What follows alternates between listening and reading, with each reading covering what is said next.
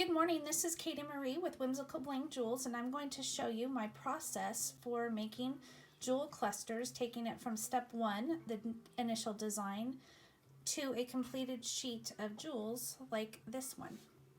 So step one is to come up with a cluster design, something that you think will look cute. I just got these cute little unicorn cabochons from AliExpress. I got them in the mail last week.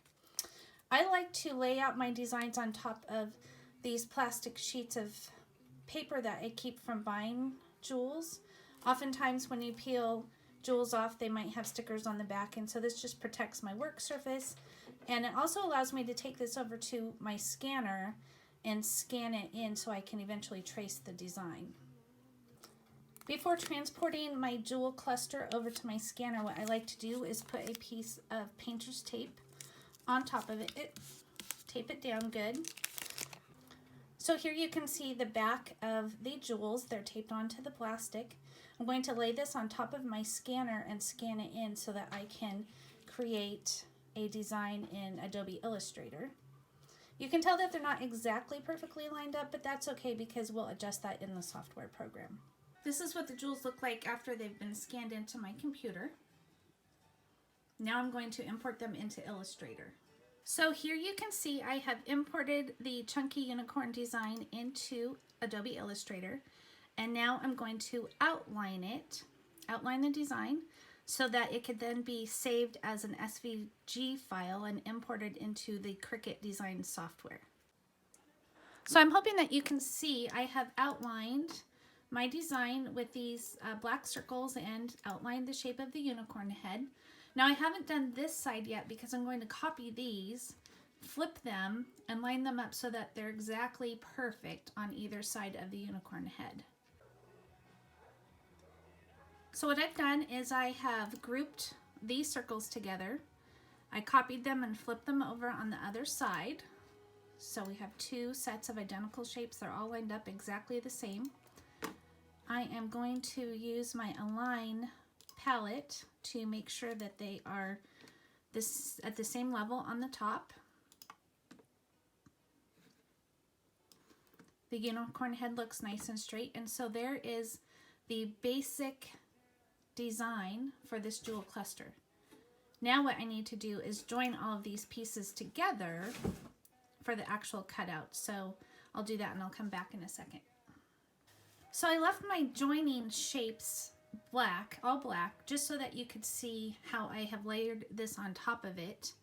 This is what's going to keep the medical tape attached, all the jewels attached together on one piece of medical tape once you peel it off of the sheet. Now I do find it pretty important to make sure that you don't make these connections too narrow, or the clusters get a little bit difficult to work with. Now what we're going to do is join this entire shape together. If you're using Cricut software, they call that weld. In Illustrator, it's just unite. And now I have one solid shape, no more individual circles. This is what is going to be cut out on the Cricut machine. This is the step that I usually forget, and it's really important. But because of the way that I scanned this in, my design is actually reversed. And so I need to make sure that I flip this before I move it into the Cricut software. So I'm just going to reflect it. And now it's in the right direction. Okay, so now we need to save this as an SVG file.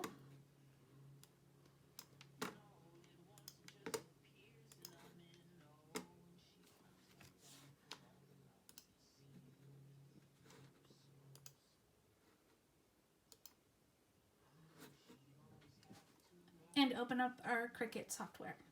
I like to create my bling on sheets of either 4x6 inch size or a 4x4.25 inch size. The sheets that I buy from Happy Place Bling come, I believe they are 8.5 by 12. So if you do the smaller size, you can get 6 of these little sheets, or if you do the bigger size, you can get 4 equal sheets.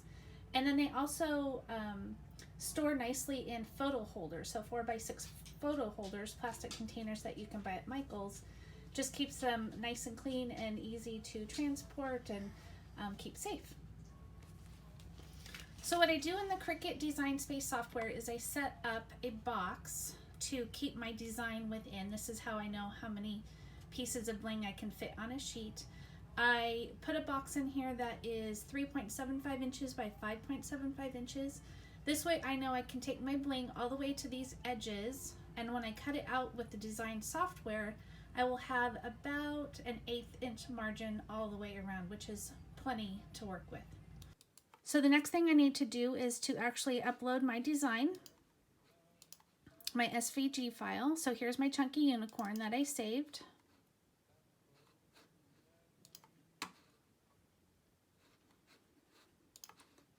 And I'm going to insert it. And I can probably get 4 of these on a 4x6 inch sheet. So I'm copying and pasting. And I feel, because I'm selling my bling, that one of the most important things to do is make it look super crisp and professional. And I do this by lining everything up. The Cricut Design Space has this nifty align tool, and so you can align things centered and then also distribute them easily along the page.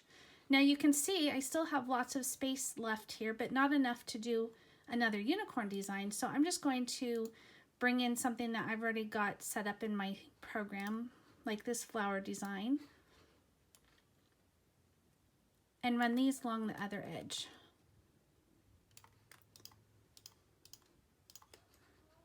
Use the align tool again, distribute it horizontally, and there you go. Now, one of the things I also like to do with my design sheets, there's all this extra space, and medical tape sheets are pretty expensive, so I want everybody to get the most bang for their buck. I like to add in individual gems in these blank spaces that can be used as cheek accents, as the center of face painted flowers, however you want to use them. Stick them on notebooks or whatever you want to do, but that way we're using as much of the medical tape as possible. So I'm going to use this flower design that I already have preloaded, and I actually have a couple different flower sizes to choose from. So let's do a 12 millimeter and a 16 and an 8.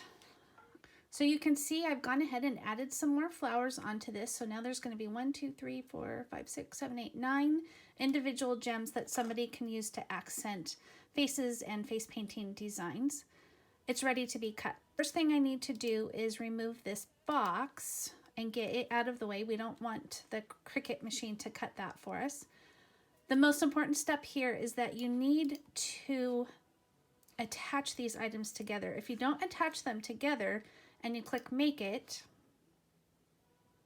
it will move them all into these shapes and it won't cut properly on your paper. So we're going to cancel that. And I want to save this design so that I don't lose it. We'll call it Unicorns.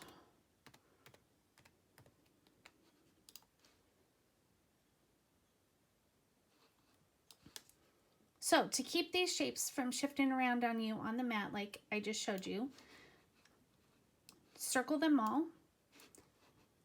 click Attach, and now when you go to Make It, they'll stay exactly where you put them. I'm going to click Continue. It's going to look for my machine. Cricut actually has this option, the adhesive sheet double-sided, so you want to choose that. You're going to use a fine point blade. I'll show you how to set up the mat next, and then we'll go ahead and cut it.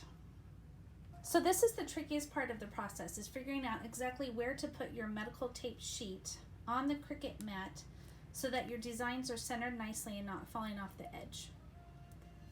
And what I discovered through a little bit of trial and error was that if I place these sheets of medical tape just slightly in from the edge, about 1/8 of an inch from the edge of the Cricut mat, it will cut perfectly every time. And I used to eyeball it, but then I finally got the idea, well, why not just lay tape down where it needs to be, and then I can quickly place it every time super accurately. The double-sided medical sheets have 2 sides to them. One side is shiny, the other side is more matte, and I always place the matte side face down. I find that the machine cuts it much better this way. So using my tape as guides, again, I've placed this tape about 1/8 of an inch in from the edge. I just line my cutout piece of medical sheet on the mat, press down, and now it's ready to be cut.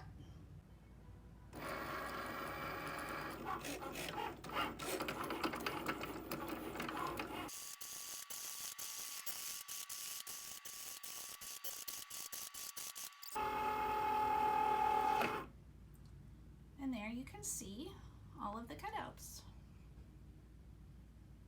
Let's take this off and take it back over to the table. So again, here is the completed sheet of double-sided medical paper.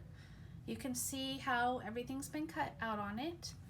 This is what the back looks like. The Cricut machine only cuts through the first 2 layers. So it cuts through the top protective paper, and then it cuts through the sticky adhesive, but it leaves the back intact. So first thing I do is I use my Cricut weeding tool to peel off the top layer of the protective vinyl. It's not really difficult to get the hook underneath there and just get that top part. If you accidentally grab part of the sticky, you can just release it and lay it back down nicely. Another handy tool that I got from Happy Place Bling is this Pick Me Up tool. It is an absolute lifesaver when working with these tiny little gems, especially when you're trying to do precision work like this. It really allows you to put things exactly where you want them to be. And the way this works is there's kind of like a clay putty-like substance in the tip of this pen. You twist it to squeeze a little bit out at a time, and when that gets gunky, you just peel it off and twist a little more out.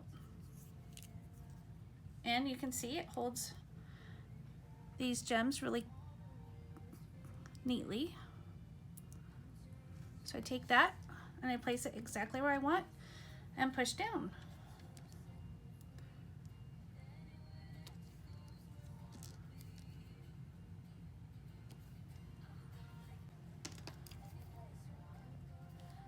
All right, and I'm going to stick the next jewel down, and you can see by cutting things up with precision, it just makes it really easy to lay them down exactly where they need to go.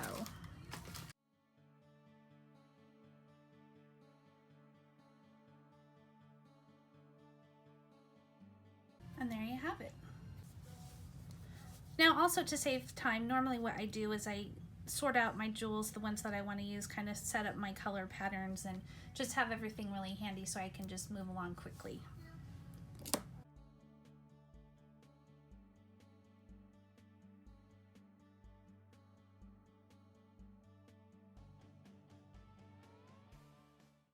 Okay, and there you have it. A beautiful sheet of whimsical bling jewels. Ready for somebody's birthday party, a face painting gig, whatever your heart desires. Head on over to my Etsy shop if you're interested in purchasing my bling, or send me an email if you have any other questions.